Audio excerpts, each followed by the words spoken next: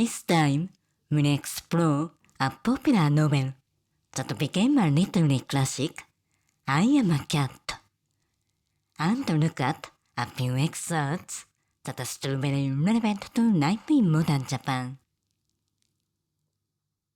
I Am a Cat was a debut novel of poet Natsume Soseki in the Meiji period. His novel, Kokoro, is a staple of modern Japanese high school textbooks, and most Japanese have been exposed to his work at least once. You might have seen his face printed on Japanese 1,000 yen banknotes. Although he left some brilliant novels and Japanese poetry, surprisingly, his career as a novelist lasted just 10 years. One of his great achievements was the establishment of a royalty payment system in domestic publishing industry. It helped authors to enjoy stable income. As a result, the number of novelists increased, and novels became a popular and important form of entertainment for the first time. I Am a Cat was written in 1905, when Soseki was 38. Japan was undergoing rapid westernization under the slogan, Western Technology, Japanese Spirit, or Bunmei Kaika in Japanese. At that time, he was a professor at Tokyo Imperial University and contributing haiku, literary criticism and sketches to various literary journals and magazines. Soseki's original intention was to write a short story. However, after it was published in a daily newspaper, his reliable editor tried to persuade him to capitalize on the popular response and extend it into a serialized novel.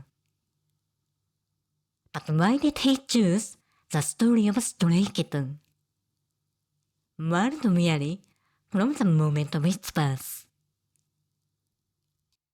Actually, Soseki himself was a bit of a stray, born an unwanted child late in his mother's life. As soon as he was born, his parents put him out to be nursed. In his first year, he was adopted by the childless Shiobara family.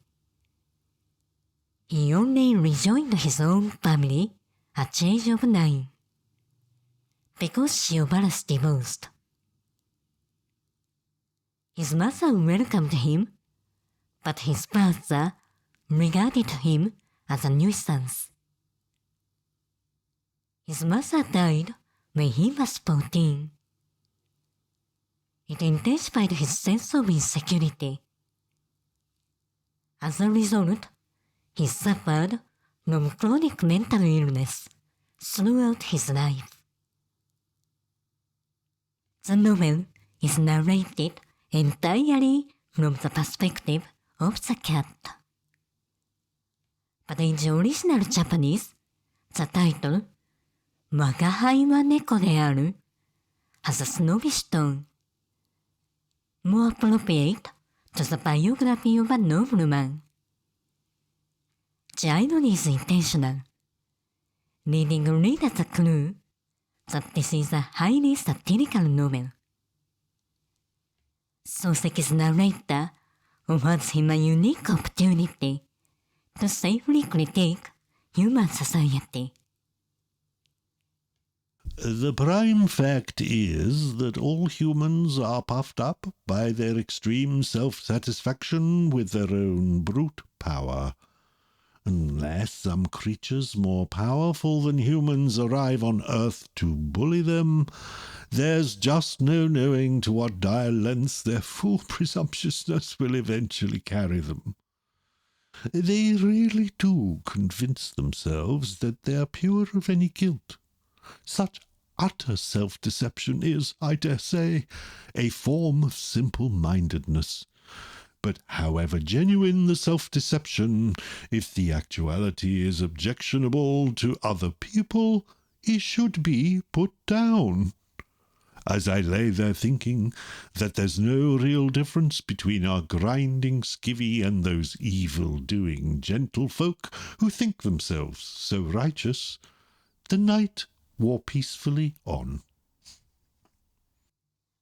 Today, we are confronting unprecedented problems. Global warming, extreme weather, global pandemics, an aging population, and widening gap between rich and poor. However, like other countries, Japan is not a stranger to whitewashing, or even greenwashing. Companies will make you believe that their sole aim is contribute to society, and tell you that they are protecting the environment far more than they actually are. It's been causing flame wars on news sites and social media platforms. Is it any wonder they promote tatemae? The truth is too ugly. Often global warming is used as an excuse to increase prices and sell new, more expensive products. In the first place, it is my opinion that the sky was made to shelter all creation, and that the earth was made so that all things created that were able to stand might have something to stand on. Even those human beings who love argument for the arguing's sake could surely not deny this fact. Next, we may ask, to what extent did human effort contribute to the creation of heaven and earth? And the answer is that it contributed nothing. What right, then, do human beings hold to decide that things not of their own creation nevertheless belong to them?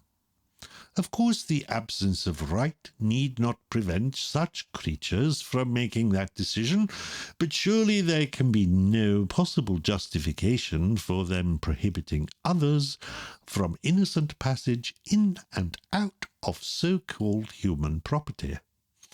If it is accepted that Mr. So-and-so may set up stakes, fence off sections of this boundless earth, and register that area as his own, what is to prevent such persons from roping off blue sky, from staking claims on heaven or an enclosure of the air?